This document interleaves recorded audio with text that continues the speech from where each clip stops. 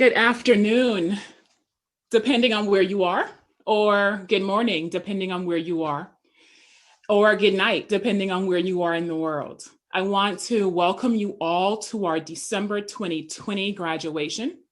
And I want to thank you for attending and for being members of our School of Education community. Today is a day that we celebrate our graduates, and also a day that we thank their families and friends, and we thank our faculty, our staff, and other support people who have actually allowed us to get to today. And so I want to personally extend greetings from me, Valerie Kinlock, your Renee and Richard Goldman Dean of our School of Education, to you, our graduates, families, friends, and community members from our School of Education. And I want to get started with our graduation program. So the schedule of events for today, we will hear from a student, Brooke, and she's going to be offering us some words and reflections on her time here in our School of Education. And I am excited to welcome Brooke Stebler here. We have Jerry Longo, who is our School of Education Alumni Society president. And Jerry will then offer a few words as we think about where we go, what we do in this world, and then hopefully how you will become members of our School of Education Alumni Society.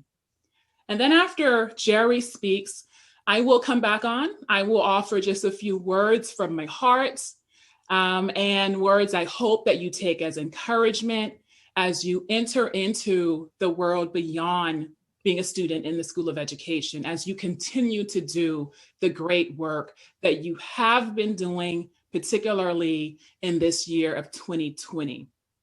And then we will do a presentation of our graduates and offer some closing remarks.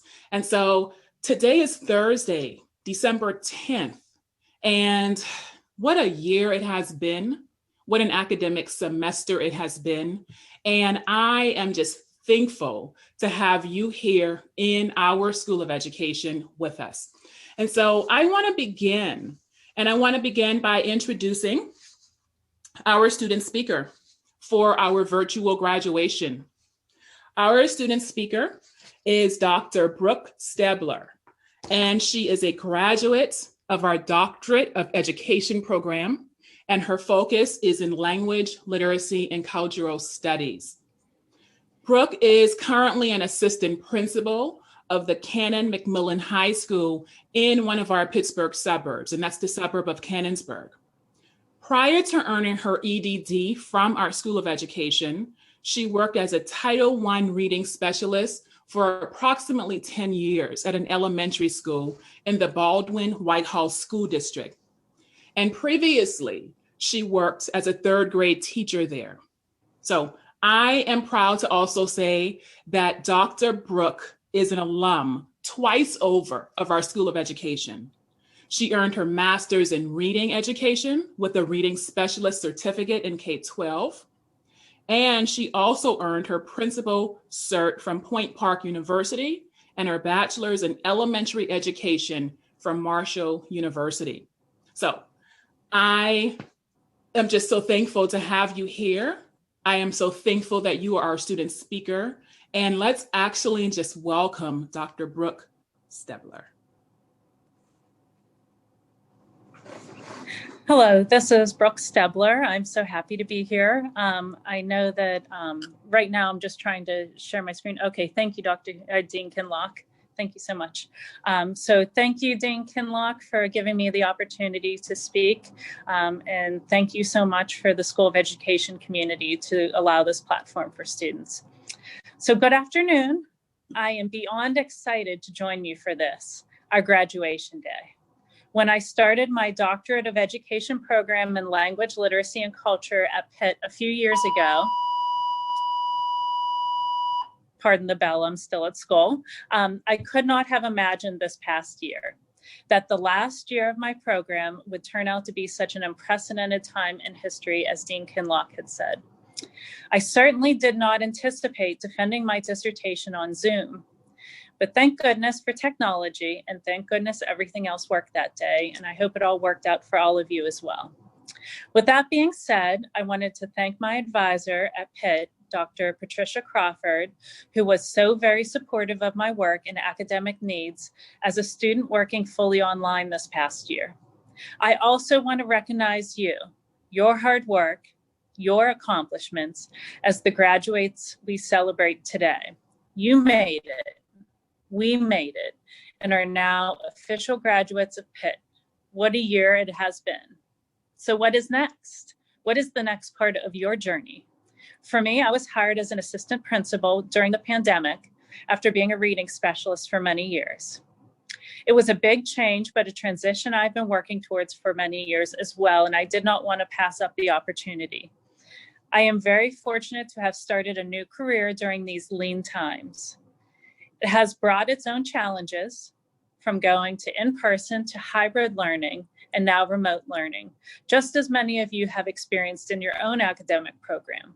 But my purpose still remains the same, no matter what the format or learning platform. My purpose is to serve the needs of the students and families in the community I serve. One of my focuses in life has always been service. In order to find a place where we can serve others, we first have to discover our own talents and purpose. I thought about the many years my grandfather worked at U.S. Steel, being a Pittsburgh steel worker, as a welder to be precise. He loved what he did for his career and found purpose in providing for his family. My father's path was slightly different. He also worked for U.S. Steel, but at the computer help desk. While he enjoyed working with people in his department, it was not his dream and not what he saw as his purpose. When I thought about going back to school for my doctorate, I wasn't sure how I'd fit in. In my family, no one had a doctorate. My sister was the only one that had a college degree. I felt like an imposter. It took the first year of my program and having a few classes under my belt to start feeling like I was in the right place. Again, what made the difference was sitting at a Panera with my advisor and talking about my purpose, the opportunity for personal and professional growth, and my own privileges. Not everyone has the same opportunity and privileges to be able to earn a college or technical degree. Opportunity and privilege gave me the option to go to school for my doctorate. This weighed heavily on me as I met with my advisor. I began talking about the students in my care, the opportunity I had been given to teach students to read, and the privileges that afforded me the opportunity. Opportunity and privilege were the two things that blocked my father from becoming a teacher, which he had seen as his purpose. He had not told me until I started going to school to be a teacher that he was not able to be a teacher because his parents couldn't afford college. His parents were working poor. When I got my first apartment and they didn't turn on the heat until November, my father told me this very much upset him because he remembered growing up in a house that was cold with ice on the inside of the window panes in the winter. Because of my parents' ability to take advantage of the opportunity and privilege, I am where I'm at today. I often think of him as a child on cold nights. I think about the students I serve that have similar circumstances. And I think about how lucky I am to go to bed warm in the winter. I do not take it for granted. This brings me to the second thing I wanted to talk about, responsibility. Again, as I was sitting at a Panera with my advisor, she asked me what had motivated me to go back to school. I shared that because of the privileges and opportunities I've been afforded, it was my responsibility to take advantage of those opportunities and go as far as I could in my schooling. I wanted to use my doctorate to speak up and stand alongside those who have been minoritized or marginalized by society. I wanted my words to have weight.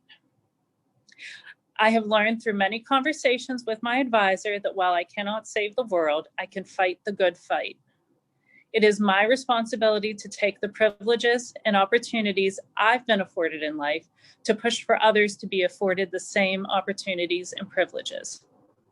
Which brings me to the last thing I wanted to talk about, concern. Concern for others during these pandemic times and during regular times as well. Checking in on neighbors, family members, and friends has never been more important. Please don't forget to take care of yourselves as well. If you need help, please have the courage to speak up and know that there are people out there that will care. I care. The University of Pittsburgh cares. And whether it's your own mental health concerns or food insecurity that you are experiencing, please reach out. I urge all people listening to this speech today to reach out, and there will be a hand on the other side. And for those of you who are experiencing privilege, use this opportunity to help others. Thank you for your time and for listening. Thank you to my husband, Jesse, for all your support along the way, and to my parents and sister, Autumn, for understanding the depth of my journey to get to this point. And hail to Pitt.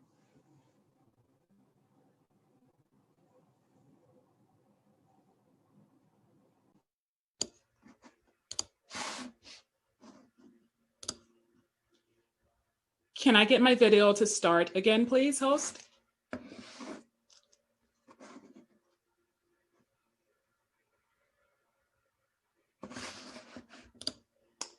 Thank you.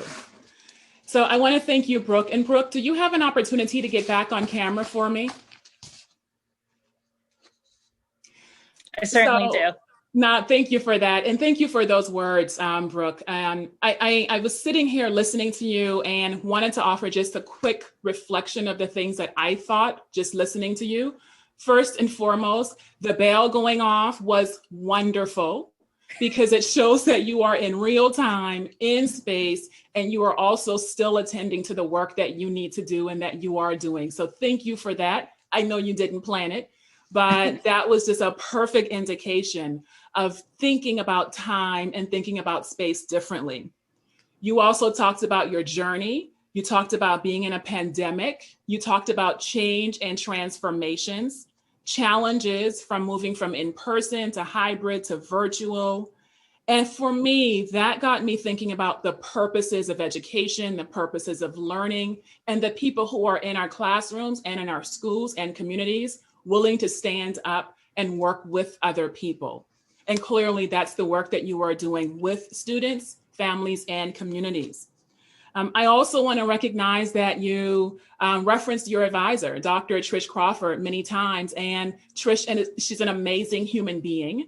I am so happy and fortunate to know that she advised you and she worked with you and encouraged you to do the work that you are doing in this world. So I want to acknowledge Trish. I want to thank you. And I want to just say from me to you, congratulations, Brooke, on graduating from our School of Education at the University of Pittsburgh. I hope our paths will cross in the future. So thank you again. Thank you. And thank you for having me in the space. It's my honor to be here. Thank you so much, Brooke. So at this time, before I introduce Jerry, I want to just share a few other things that I'm thinking about and things that I have been listening to as we navigate ourselves and our bodies and our minds and our energies in this space that we are in, wherever we might be. Brooke talked about feeling like an imposter at times. She also talked a lot about opportunity, privilege, and purpose.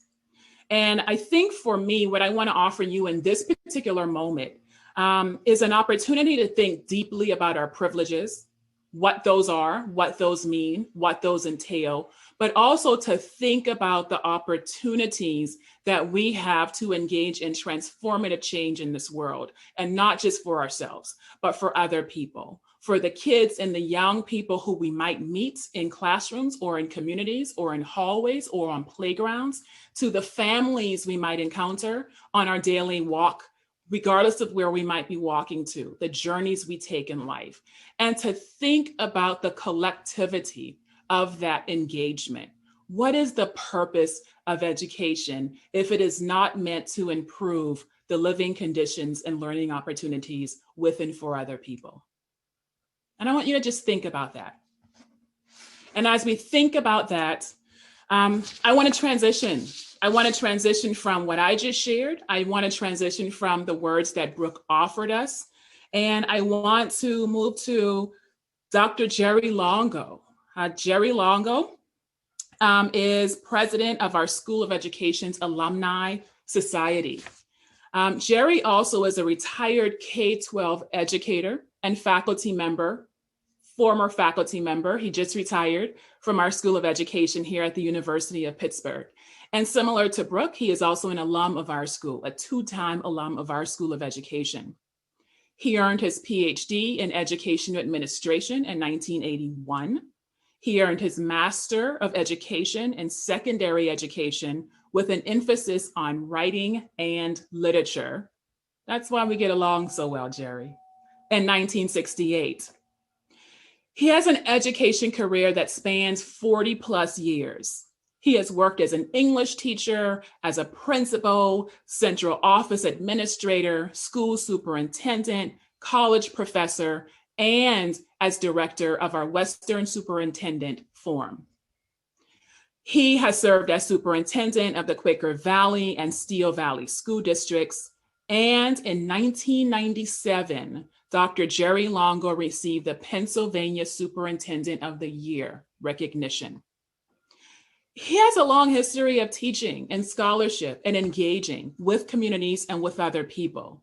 He is a committed scholar in school leadership, and he is just, I think, a wonderful human being.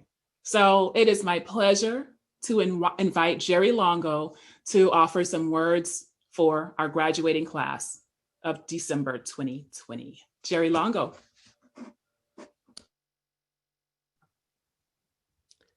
Thank you, Dean Kinlock, for those very kind words. I appreciate it. Good afternoon. As you've heard, my name is Jerry Longo, and I am the current president of our School of Education's Alumni Society. I am honored to be able to welcome our new graduates to our School of Education's Alumni Society. As a graduate, you are now a member of a formidable group of over 32,000 alumni from across the globe.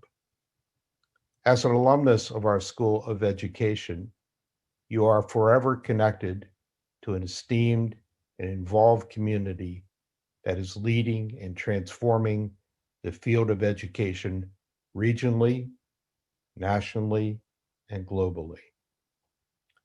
As a professor in the school-wide Doctor of Education program, I recognize and know a great many in this graduation class.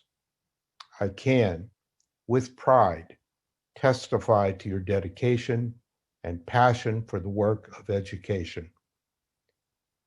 Given the challenges of the past year, you have demonstrated a resilience that will serve our communities and discipline throughout your careers. As an alumnus of the University of Pittsburgh's School of Education, I entreat you to use your finely honed talents to lead and innovate, to build and to inspire, to care and to empathize in your work. I implore you to take advantage of the special events, publications, and a variety of other alumni services that our school offers. I encourage you to stay connected to the university and each other through our University Alumni Association. The Pitt Alumni Association provides alumni with various programs, sponsored events, and volunteer opportunities. Pitt is also well represented by the many clubs and councils located in the US and abroad who promote pride in the university and want to ensure that its legacy continues to grow stronger every year. Congratulations on your achievement, and accept our hopes and best wishes for your health and well-being as you enter a new and promising phase of your career.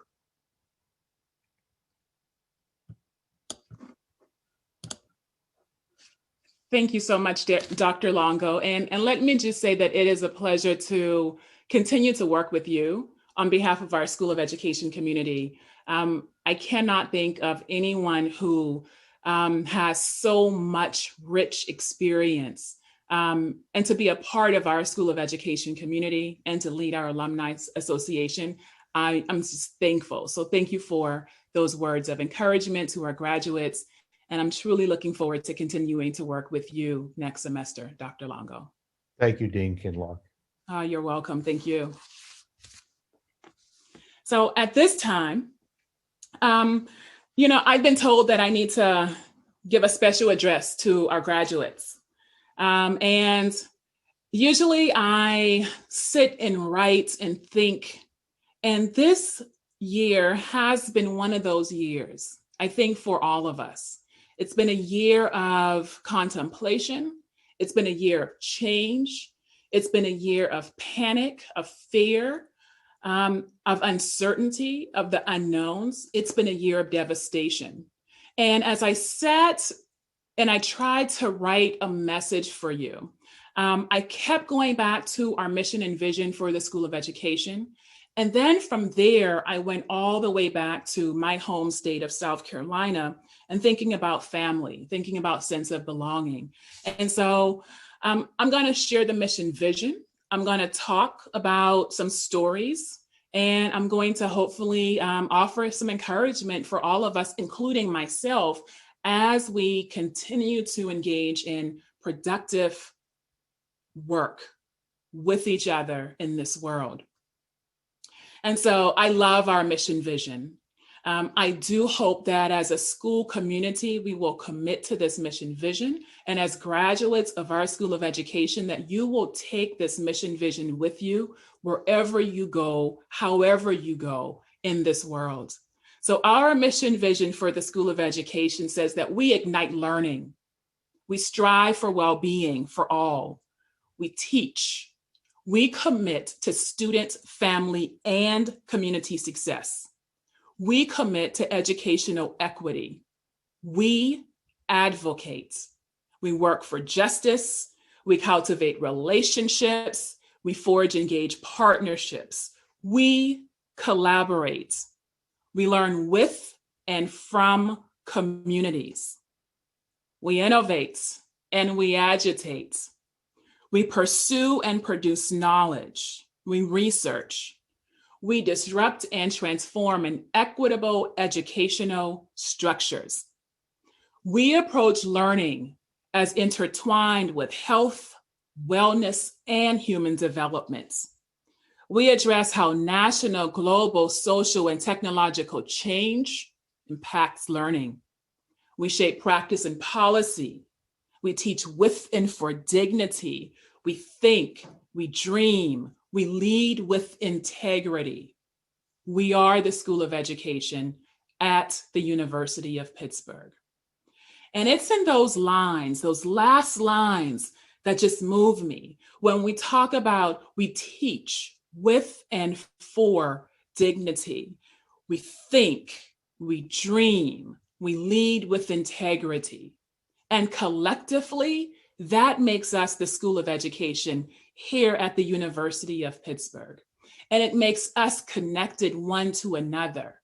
And it makes us committed to investing in productive change that can transform the landscape of education generally and learning specifically for all of us, for each and every one of us. It requires that when we say we ignite learning, that we truly ignite learning, not just with and for and by ourselves, but with and for other people, with and for communities, with and for the legacies that have actually produced the results that we are here today. And as my favorite poet, June Jordan, says, we are the ones we've been waiting for. She goes on to talk about planting trees in spaces and in places that have not even been planted yet. And I contend that we have planted trees, we have cultivated people, we have engaged in the work that Alice Walker talks about our souls needing and wanting and having to do. And as graduates of our December 2020 class, I also contend that you have helped us to plant those trees. You have helped us to imagine what is possible. You have helped us to ignite learning, and you have demonstrated what can happen fundamentally when we strive for the well-being for all. You have produced dissertations, you have produced master's studies, you have completed theses, you have completed projects that have the potential to transform how we think, how we lead, how we teach, how we ignite learning one with another. And as your dean of this School of Education, I could not be more proud. As your dean of this School of Education, I stand tall, knowing that the work that we have ahead of us, we are in a pandemic, we are encountering ongoing racism and violence. The work we have ahead of us is hard and long work. But many people before us have accomplished this work, have fulfilled the requirements of working toward transformation, and not just in education, but in the ways that we work and think and act and teach and learn with each other. And that gives me hope. And so with this mission and vision, and with what I hope we will continue to do as a School of Education community, I take myself all the way back to, why do I do this work? You know, I'm a literacy scholar by training. I think about stories all the time. I am your dean, but I'm just a thinker. I'm a human being walking in the world, as June Jordan tells us, with other people, walking in the world with strangers and trying to figure out what are we going to build and design with each other. And so it takes me back to who I am at the core of my intellectual being. And that's, I'm a literacy scholar and practitioner. I am deeply invested in stories about change, stories about place, about literacy, about justice, about activism, and stories about change. Many of these stories are grounded in a sense of struggle and survival. Many of these stories are about love and liberation. Many of these stories, especially this year, are about living and dying. But all of these stories are about hope, hope for a better world. If we can figure out ways to continue to collectively design that world that we all should live in. And so I love stories. You know, when I was a child, I occupied spaces in which I could both hear and listen to stories all day. And most of those stories were accompanied with laughter and joy, some accompanied with disappointment and pain and hurt. And yet it was about the stories of other people's realities and life accounts and memories and the rememories and the ways that we would reimagine what could be. We could reimagine if we had the power to change something about our lives, what would we change? And those stories always revealed to me that we wouldn't change who we are. We just wouldn't. But we would change those conditions that prevent people from understanding our brilliance and our beauty. That's what we would change. As a School of Education, I hear the stories that students have. I read the dissertations, I talk with faculty, I think, what is it that we can truly design because we have an opportunity to design that thing? And it's what Brooke talked about, wanting to provide opportunities for other people.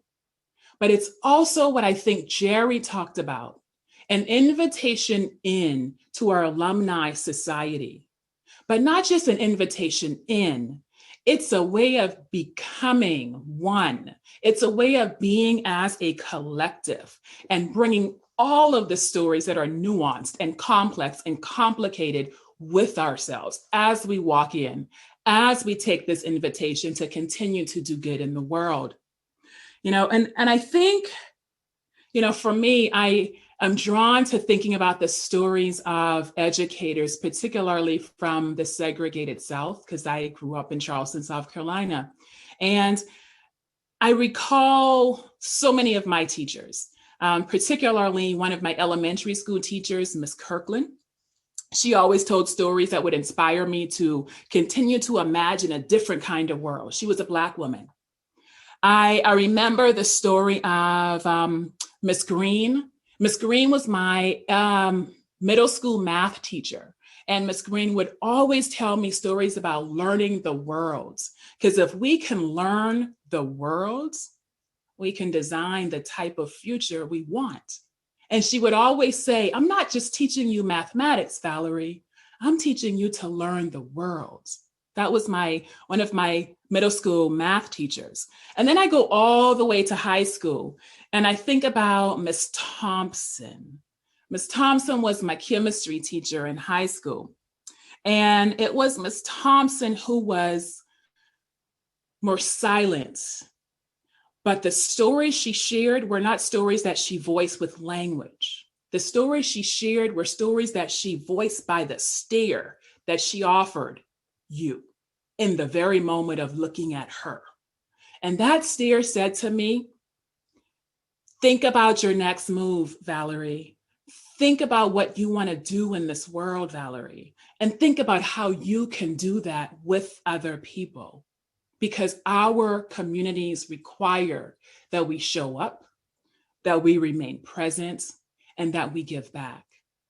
I take the stories of Miss Thompson, Miss Kirkland, and Miss Green with me everywhere I go. And so this is what I leave you.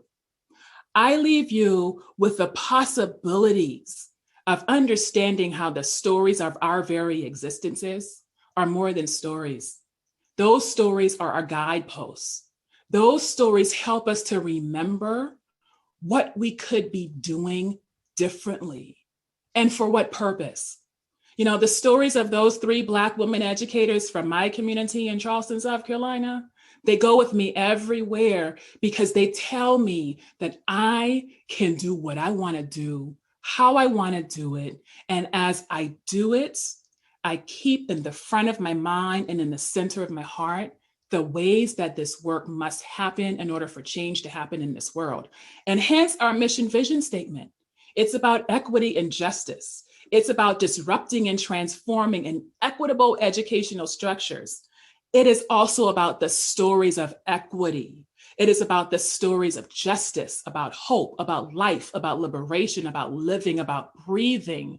These are the stories that we must hold tight to.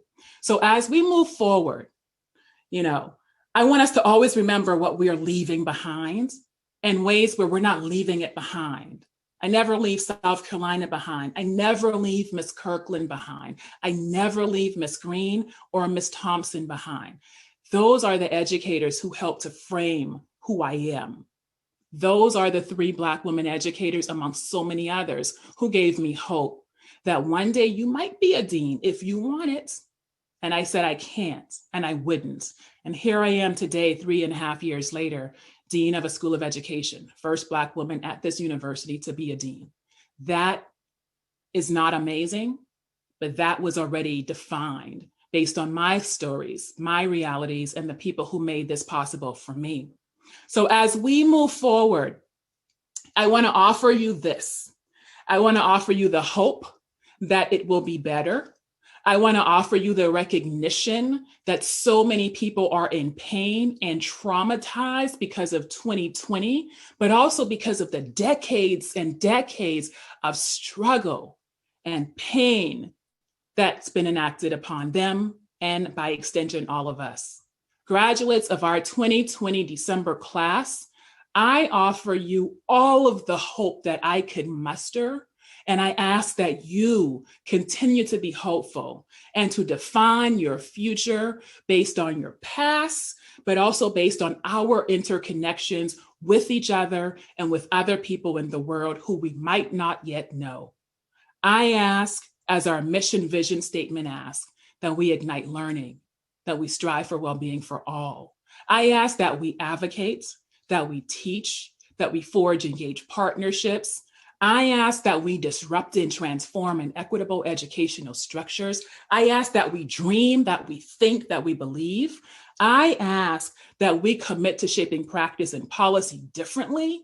I ask that we always teach with dignity, that we always teach for dignity, and that we continue to dream, to imagine the possible as possible and not as impossible. And I also ask that as we think as we dream, as we lead with integrity, that we remain committed to why we get these degrees. And I believe it's because we seek to transform the world for the better, and we seek to leave the world and the land and the place and space different from how we may have found it, in ways that are better, productive, humanizing, caring, and loving.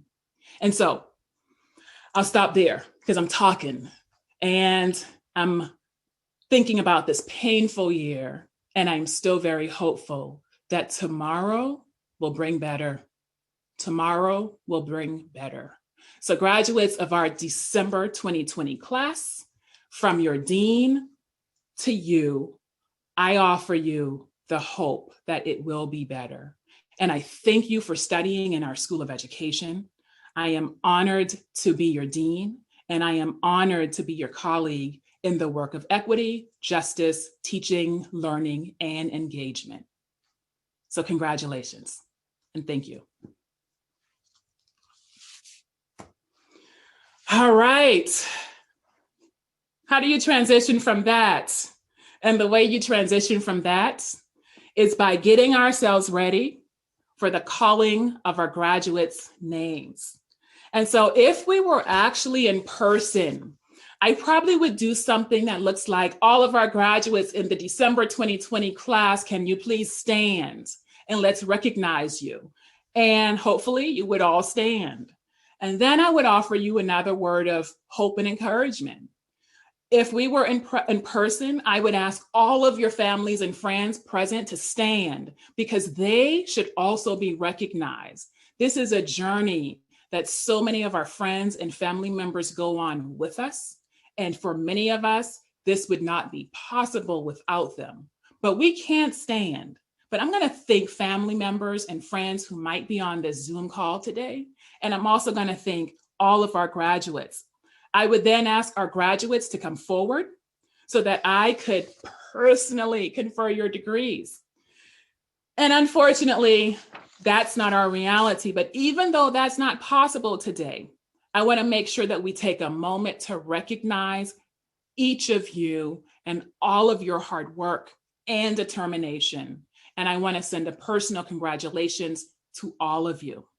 And so it is my pleasure and my honor to present in a different format our August and December. And I've been saying December, but our August and December 2020 graduates. Let's get it going.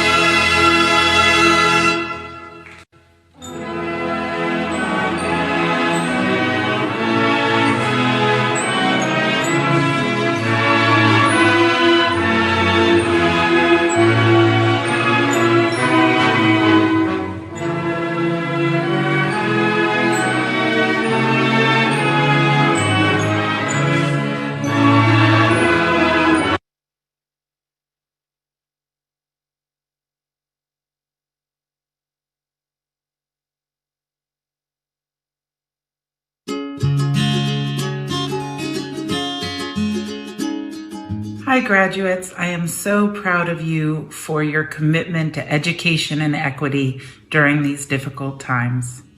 We are proud to celebrate your accomplishments and the many successes you've had in and out of the classroom.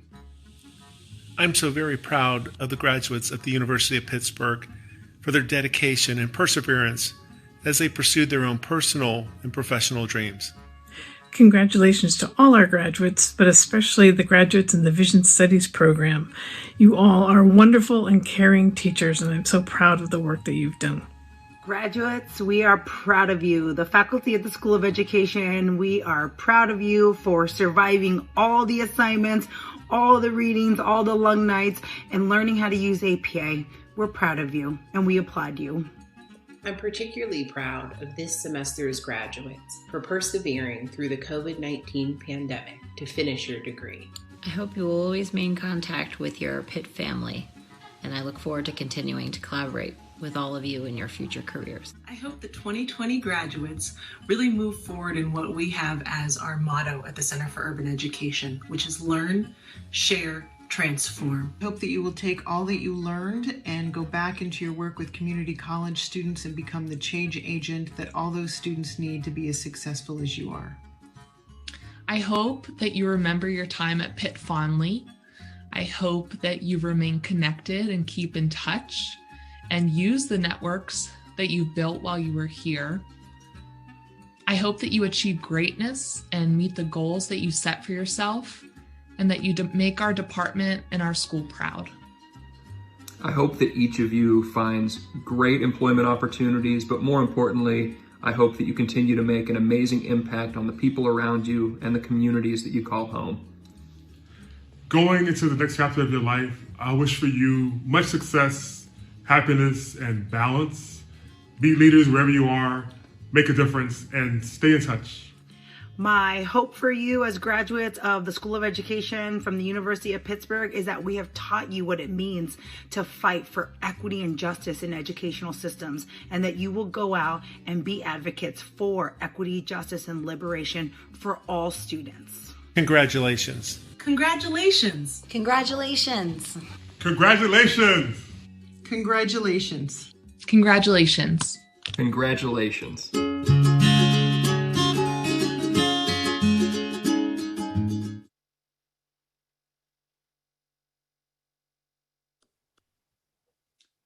Congratulations, class of 2020. And, to say congratulations virtually doesn't feel like the most personable thing to do, but please do know that we congratulate you, your classes, August and December 2020.